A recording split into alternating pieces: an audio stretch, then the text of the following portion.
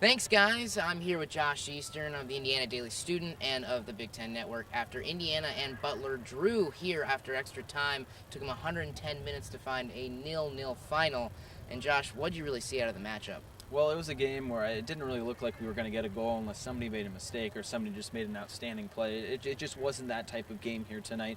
Both teams came out with a lot of energy. Actually, Butler came out with a little bit more energy than Indiana, but in the second half, Indiana got a few more chances on goal and even had a little bit more possession.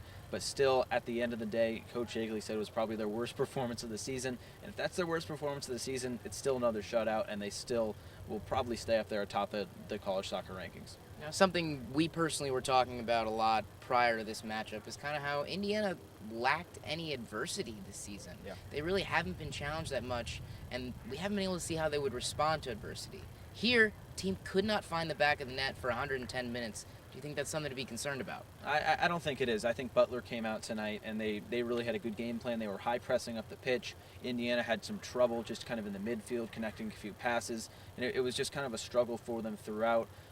I think as this season moves on, though, I think they're going to be okay because tonight just wasn't their game. Yeagley said it after. It just wasn't their night. Butler had a good crowd out here. Butler played well on the pitch.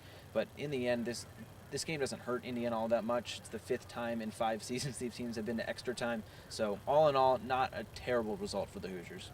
Now, you mentioned it's not a terrible result. There were a few guys out there that showed you some good signs even in this average performance from the Hoosiers. Who were they? Who stood out to you? I think Jordan Klein stood out to me. He's still getting back to full match fitness after his groin issue, but he came on for the second half, and once he came on for that second half, Indiana was really able to gain more time on the ball. They were a little bit more dangerous on restarts, which Coach Yeagley said was maybe a spot in which they could maybe get a goal tonight. They ended up not getting one, but nonetheless, it moved Reese Buckmaster into the midfield. Klein was able to kind of sit back a little bit more and just give a more physical presence on that back line, which they definitely needed tonight. But in the end, it ended up being no goals.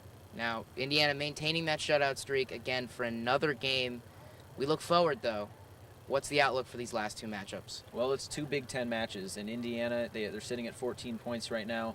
I'm thinking 20 points is going to be that mark at the top of the Big Ten. It'll be interesting to see kind of where these other teams shake out, Maryland, Michigan State as well, which Indiana plays to end the regular season. So it'll be interesting. Indiana probably needs 2 wins if they want to win the Big Ten, and I think they can definitely go out and do it. Well, that does it for here at Butler. We came all the way down to Indy to check out what was a 0-0 draw in 110 minutes, but it was exciting. There was good action, and it'll be interesting to see how the Hoosiers move forward.